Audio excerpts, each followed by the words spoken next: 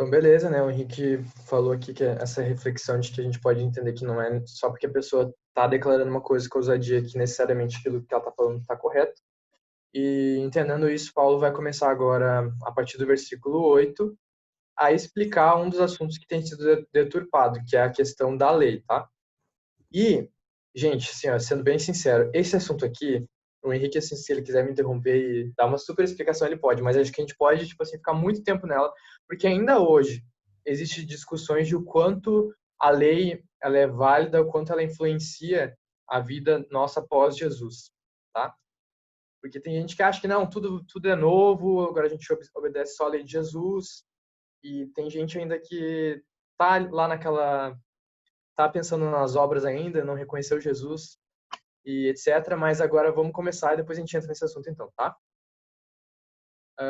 A lei e seus objetivos. Sabemos que a lei é boa se alguém se utiliza dela de modo legítimo. Acho que aí já resume tudo, tá? Se tu entendeu esse versículo aí, a gente não precisa discutir nada. Tendo em vista que não se promulga a lei, não se publica a lei, né, para quem é justo, mas para os transgressores e rebeldes, para os ímpios e pecadores, para os iníquos e profanos, para os que matam o pai ou a mãe, para os homicidas, para os que praticam a imoralidade, para os que se entregam a práticas homossexuais, para os sequestradores, para os mentirosos, para os que fazem juramento falso e para tudo que se opõe à sã doutrina, segundo o evangelho da glória do Deus bendito, da qual fui encarregado. Tá, gente? Mas de verdade, sim, aquele primeiro versículo já resume muito bem. A lei não é algo ruim. A lei é boa. O problema é o uso que fazem dela, tá? Tá, Ela, Matheus, uma coisa que a gente falou muito no livro de Gálatas foi se a lei era boa ou se a lei era ruim, se a lei continuava ou se a lei não continuava. Sei lá, a gente falou, acho que todos os dias que a gente lia o livro de perfeito, Gálatas, perfeito. Então já teve essa discussão. já. O ponto é, para quem chegou agora que não leu Gálatas com a gente, o ponto é o seguinte: a lei veio de Deus. Quando a gente fala da lei, a lei de Moisés veio de Deus, tá? Os 5 primeiros livros da Bíblia são livros que Deus inspirou também, tá, pessoal? O povo judeu ele era guiado por Deus. Então, a discussão é se a lei é boa ou não é boa. Jesus cumpriu toda a lei. Jesus era ruim ou era bom? Jesus era bom. Esse é um bom caminho para nós, beleza? Tá, mas o que a gente lê em Paulo? Que a lei judaica, a lei do Velho Testamento, do Antigo Testamento, né? Ela nos trouxe até Jesus. Nos guardou, nos trouxe até Jesus e nos mostrou Jesus. Só que Paulo vai dizer que a lei estava enfraquecida porque nós não conseguíamos cumprir. Nós não conseguíamos cumprir a lei. E o que era para ser bom foi ruim e me escravizou.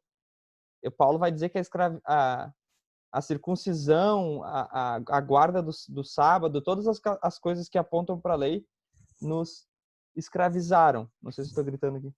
Nos trazem para a morte, tá? Mesmo a lei sendo boa. Nós pecamos, tá? Aí quando Jesus vem, ele nos tira da lei judaica e nos coloca na graça. Aí alguém vai dizer, então acabou a lei. Sim, no sentido de a lei de rituais e essas coisas, acabou. Mas qual que é o resumo da lei dos 10 mandamentos? Amarás o Senhor teu Deus. Jesus falou isso. Amarás o Senhor teu Deus e amarás o teu próximo. Mas o amor não pode ser mandamento? Claro que pode. Aquele que me ama, guarda os meus mandamentos. Aquele que me ama o seu próximo. E o mandamento novo que eu vos dou é: amem uns aos outros. Tá, mas esse mandamento é antigo. Não, não. Como eu vos amei é novo, porque Jesus é 2000 anos atrás. Entendeu? Então, o pacotão de quando a gente fala assim, a lei, tá, o que tu tá querendo dizer? A lei do amar a Deus, amar o próximo, isso é perpétuo. Vai ter isso até no céu. Não vai acabar nunca. Amar a Deus e amar o próximo. O que tiver debaixo disso não cai. Ah, circuncisão, guardar o sábado, não comer carne de porco. Isso cai. Mas a lei do amor é o que a gente vive até hoje lá na igreja, amar, relacionar e compartilhar. Tu vai querer acabar com amar e relacionar? Tu quer chamar isso de lei? Pode chamar. Nós chamamos de evangelho. Nós chamamos do mandamento de Cristo, da lei de Cristo. Então, o que Paulo está falando aqui é da lei de Moisés. E é boa, mas nós já não estamos mais debaixo da lei de Moisés, entendeu? A não ser que tu queira falar de amar a Deus e amar o próximo. Aí pode até ser a lei de Moisés. Nesse sentido, que seria a lei moral de Deus, né? Gente, entendido isso aí? A questão de o que é a lei, né? Os 10 mandamentos, aquelas coisas lá na época de Moisés, isso é a lei. A gente não vive mais pela lei, né? Que nem o Henrique falou. A gente vive por Jesus, é pela graça que a gente recebe a salvação. Mas a lei continua, como o Paulo falou, a lei é boa, né? Ela é ótima, porque a lei é amar a Deus e amar as pessoas. Basicamente, esse é o resumo dela. Então, isso continua sendo nosso guia para nossas vidas hoje. Beleza, tá. Matheus, e essa parte de baixo aqui é a quebra da lei, né? Os que Isso, praticam eu vou falar. imoralidade, Uhum. Isso, ali tem vários exemplos assim que se tu parar ali um pouquinho para pensar, tu consegue linkar cada um daqueles pecados com algum dos mandamentos ali dos 10 mandamentos que não é para fazer, ou não adulterarás, não roubarás, tá tudo ali, esses pecados aqui que ele cita tá dentro da lei que a gente conhece, tá? E alguns assim que eu posso explicar um pouquinho melhor para a gente entender o contexto, né? Aqui tem um dos versículos que a gente se baseia, porque que a gente não é a favor, por exemplo, do casamento homossexual e tal, porque tá bem claro aqui na Bíblia que é uma das práticas erradas, tá? E esse não é o único local que isso aparece. Em outras cartas também aparece, como Romanos, e tem pessoas, assim, que nem quando eu botei lá no início, assim, que tentam refutar isso, tentam trazer críticas, tentam falar, de repente ele estava citando que na verdade é só o tipo, assim, de pedofilia, de esse tipo de homossexualismo, mas não tem nada disso, está bem claro que é toda a prática, e quando a gente lê outras cartas e outros escritos fica mais claro ainda, tá, gente? Matheus, E uma coisa também que é muito importante não deixar passar é o nosso Salvador disse que casamento é um homem e uma mulher. Estava na boca dele. Casamento, homem e mulher. Então, um homem e uma mulher, tá? Monogâmico, heterossexual. Não tem discussão. isso. Não, mas se o cara ficou em dúvida ainda, ele ainda botou o nome. Olha, ó, homossexuais, está na lista dos pecados. Tá? E ali também tá sequestradores, que provavelmente ele está falando sobre algo que estava acontecendo no momento, que é a questão de pessoas que roubavam outras pessoas para torná-las escravas. Então, isso eu vi na nota ali da NAA. E qualquer outra coisa, né, que se oponha à sã doutrina, que é a doutrina correta, a doutrina que é saudável para nossa vida. Tá? Que o Gui que ajudou os slides, né? Ele só botou ali para quem ficou em dúvida de promulgar, ali é ordenar a publicação, tá? Publicar. A graça na vida de Paulo. Vamos começar ali o versículo 12. Dou graças a Cristo Jesus, nosso Senhor, que me fortaleceu e me considerou fiel, designando-me para o ministério.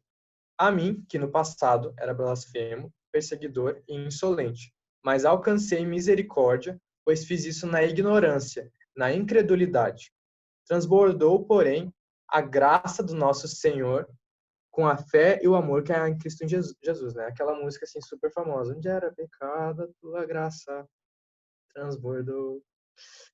Esta palavra é fiel e digna de toda aceitação. Que Cristo Jesus veio ao mundo para salvar os pecadores, dos quais eu sou o principal. A gente já viu ali isso ali naquela linha cronológica das datas. Paulo, ele era um perseguidor, e aqui ele está retomando tudo isso, falando que ele é grato a Deus, porque Deus transformou a vida dele, que é a mensagem principal desse livro, tá? Quando ele fala ali que ele fez na ignorância, na incredulidade, ele não está querendo dizer que quando a pessoa é ignorante, o pecado dela é desconsiderado, ou que ele alcançou a misericórdia porque ele não tinha o conhecimento de Jesus. Não, essas coisas continuam sendo pecado.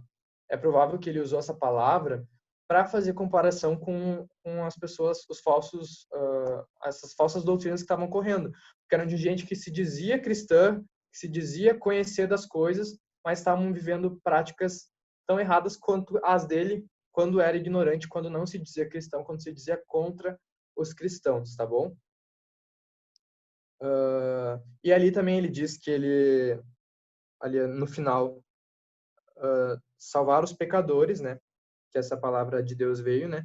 Das quais eu sou o principal, não é que ele se achava também, é importante falar de que ele era super pecador, que ele era o maior, ele era o principal pecador, mas ele só quis dar um contraste de o quão grande é a transformação da vida dele, porque ele de fato ele era um perseguidor dos cristãos, ele autorizava a morte de cristãos, e isso tá na Bíblia também, alguns que eram conhecidos como Estevão, estava ali no consentimento de Paulo, a morte dele, e mesmo assim, Deus teve misericórdia dele e se revelou a ele naquela história que a gente conhece, quando ele estava indo perseguir mais cristãos em Damasco.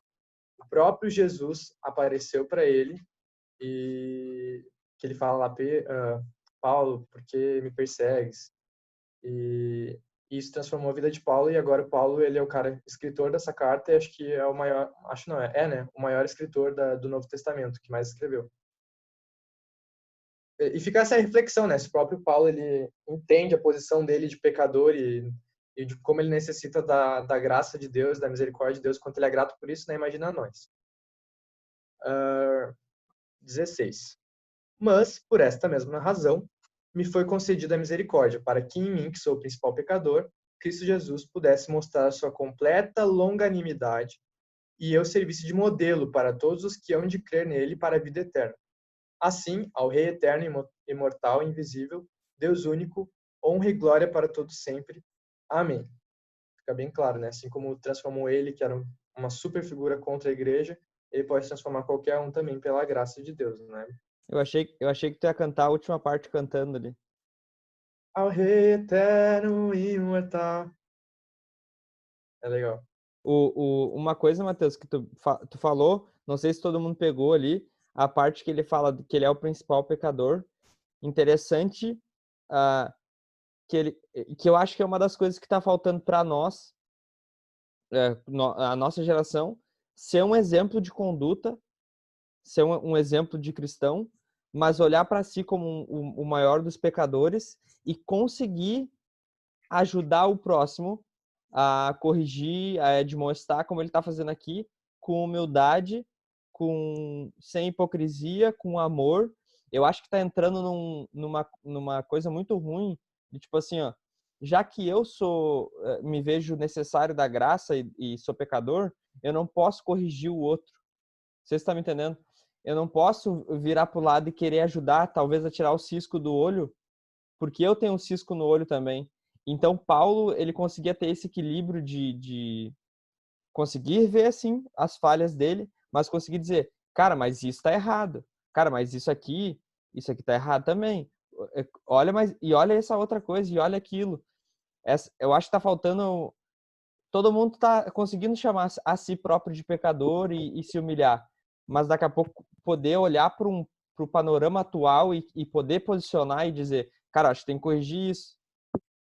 Eu acho que tem aquilo outro também. Eu acho que tá faltando essa sinergia, entendeu? Que Paulo conseguia fazer. Sim. Eu ia falar um negócio que eu esqueci. Perdão.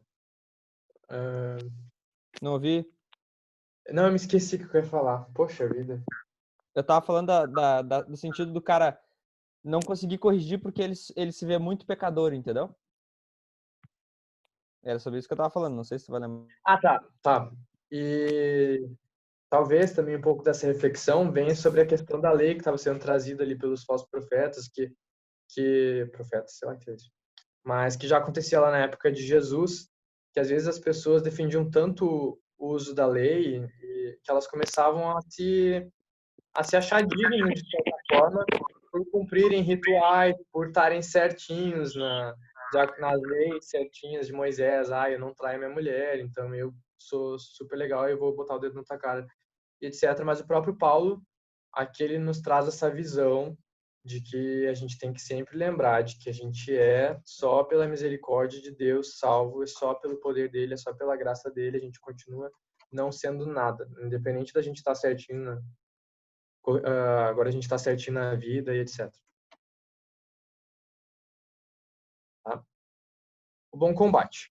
Esta é a demonstração que faço a você, meu filho Timóteo, segundo as profecias que anteriormente foram feitas a seu respeito, que firmado nelas, você combata o bom combate, mantendo a fé e a boa consciência, porque alguns, tendo rejeitado a boa consciência, vieram naufragar na fé. Tá? Ele está lembrando Timóteo como uma forma de encorajamento, de que ele não está ali à toa, né? Teve até profecias a respeito de Timóteo no meio da igreja, pessoas que falaram sobre a importância que ele teria e o papel que ele desempenharia. Mais para frente, no próprio livro de 1 Timóteo e em 2 Timóteo, a gente vê mais detalhes de como é que foi essa preparação para Timóteo no ministério, vai ser falado sobre a oração que foi feita por ele e pela igreja, mas acho que ele está trazendo essas coisas como uma carta pessoal para dar encorajamento para ele mesmo diante do desafio. Ó, lembra que houve profecias a seu respeito, então se firma nelas e vá combater o bom combate. Né? Uma carta de encorajamento a ele que está na liderança de Éfeso, na igreja de Éfeso. Tá? E daí fala mantendo a fé e a boa consciência, porque alguns, tendo rejeitado a boa consciência, vieram a naufragar na fé, né? Vieram a se perder. Entre esses estão Himeneu e Alexandre, que significa combater o bom combate. Nunca entendi. Quer explicar, hein, gente? Cara, eu não vou pagar aqui de que eu estudei, entendeu? Mas Paulo usa muito a questão do soldado, do agricultor. Ele usa exemplos práticos para te dar tipo assim, uma ilustração como Jesus fazia, né? Então, aqui ele usando o exemplo do soldado, que era uma coisa que estava em alta lá, o soldado romano, do Império Romano. Tu ser vitorioso de guerra era uma honra na época. O Apocalipse é cheio de roupas brancas, ser visto como vitorioso. Então ele tá vinculando a questão do nosso combate, isso aí. Atleta também, da coroa. Então ele usa as Olimpíadas gregas, né? Ele usa todas as ferramentas que ele tem, assim como o nosso pastor hoje, quando ele vai pregar no domingo, ele usa exemplos que aquilo fica na nossa cabeça. A gente falou de poodle retardado, acho que foi ontem, por causa que é uma imagem que fica fixa na tua cabeça, entendeu?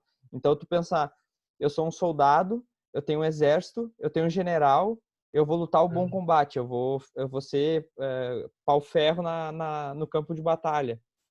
É uma força de expressão para dizer, tu é soldado de Cristo, eu sou soldadinho de Jesus, entendeu? É nessa linha.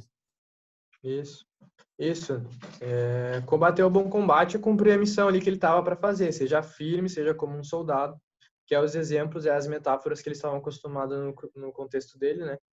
E talvez o bom combate ali, o principal, seria combater esses pensamentos, essas doutrinas falsas, né? Que a gente já viu lá na introdução ao livro. E daí no 20, que é o último versículo do capítulo, entre essas pessoas que estão naufragando na fé, que estão se perdendo aí na fé, estão Himeneu e Alexandre, os quais entreguei a Satanás para serem castigados, a fim de que aprendam a não blasfemar. Tá? O que é entregar a Satanás, tá, gente? A gente pode compreender isso como uma exclusão ali da igreja, tá? Tipo, não é o sentido literal de chamar o Satanás e falar, toma, é teu. Não, mas é questão de provavelmente eles foram exclusos do corpo ali dos membros daquela igreja porque eles não pararam de blasfemar. E é algo que nem a gente falou, é uma carta pastoral. Isso ainda acontece nos dias de hoje nas igrejas. Assim, a gente tem que excluir quando um membro ele está numa prática super errada, ele não aceita a correção, ele continua com aquele pensamento. Então, cara, tipo assim, se tu não tá nesse mesmo pensamento, se tu quer continuar fazendo coisa errada, então tu não pode estar aqui com a gente. Então, você faça em outro lugar, porque é a única forma de talvez essa pessoa vir a aprender com esse erro, né? E mais importante, também não influenciar outras pessoas, o que já estava acontecendo quando a gente viu lá no início do capítulo, né? Essas blasfêmias que eles estavam fazendo não estavam prejudicando só a vida deles, mas estavam prejudicando outras pessoas que estavam caindo nesses ensinamentos. Por isso, então, essa exclusão da igreja, né, também que ele usou a expressão entregues a Satanás. E eu aqui na nossa igreja local, eu acho que eu só vi 2 pessoas serem excluídas do... Tá muito escuro. Serem excluídas da relação de membros da nossa igreja, tá? Eu acho que eu só vi 2 pessoas. E é bem sério. O Matheus falou, não é uma questão literal, até porque Satanás é um ser espiritual também, né? Não tem como fazer... As nossas conexões na nossa cabeça não fazem muito sentido. Mas o que acontece de fato é que a pessoa está sendo desligada, e a gente tem um versículo na Bíblia que fala que o que está ligado no céu está ligado na terra. Então, a gente está desligando a pessoa da igreja local. Mas o nosso jeito de crer aqui na igreja, isso conversando com a liderança, a gente não coloca ninguém no inferno. A gente só está querendo que a pessoa, que é a intenção de Paulo também, a pessoa reveja os seus conceitos e volte. A intenção é que a pessoa sendo liberada para sair, ela pare, pense e volte. Essa é a intenção. E também tem uma outra coisa que até está relacionado com aquela infelicidade que aconteceu comigo de mandar uma mensagem torta pro cara lá, que é Mateus 18. Quando um irmão pecar, você vai falar com ele. Se tu convencer, tá resolvido. Se der certo, né? Chama mais alguém se não conseguiu. Se conseguiu resolver, tá resolvido. Se não, chama e coloca diante da igreja. Com relação a pecado, tá? Mas aqui é falso ensinamento. É pecado também. Mas, como o Mateus bem disse, o falso ensinamento ele não é exclusivo para problema da pessoa. É um problema para todo mundo, entendeu? Ele está afetando todo mundo. Então, Paulo faz questão de citar o nome do cara, Himeneu e Alexandre, e deixar registrado numa carta que está furando os milênios. De tão sério que é tu ensinar coisas erradas. Tiago 3 vai dizer, não sejam muitos de vós mestres, porque os mestres vão ser cobrados. Aqui, nesse momento, quem mais está sendo cobrado é o Mateus, mas eu já ensinei 6 livros aqui. Então, eu vou ter que dar conta de tudo que eu estou falando aqui e o Mateus vai ter que dar conta de tudo que ele está falando ali. Porque quem estuda e ensina vai prestar conta disso. Porque é por meio do ensino, é por meio da pregação que o Espírito revela e salva. Então, tu imagina se tu não está ensinando corretamente, entendeu? Então, a gente tem que ter muito cuidado, porque é uma coisa muito séria, né? Isso é legal que a nossa igreja entende muito bem isso, né? Tipo, não é o irmãozinho que chegou ontem que vai estar lá levando a palavra lá na frente, ou vai estar cantando ali a musiquinha, o corinho, porque a gente entende muito essa responsabilidade, né? Mas é isso aí, gente. A gente se vê amanhã no capítulo 2. Como é que eu tiro um print com esse fundo aqui, eu queria? Eu vou dar o stop aqui.